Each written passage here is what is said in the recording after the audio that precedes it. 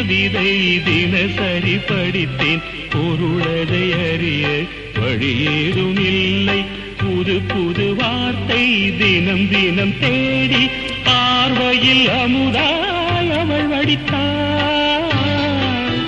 நீரலை போலவே நீலவிழி கோலங்கள் நெஞ்சை நீராட்டவே நெருடி தாளாட்டவே என் கற்பனைக்கு விதை தூவினாள். என் கற்பனைக்கு விதை தூவினாள். மூங்கிலே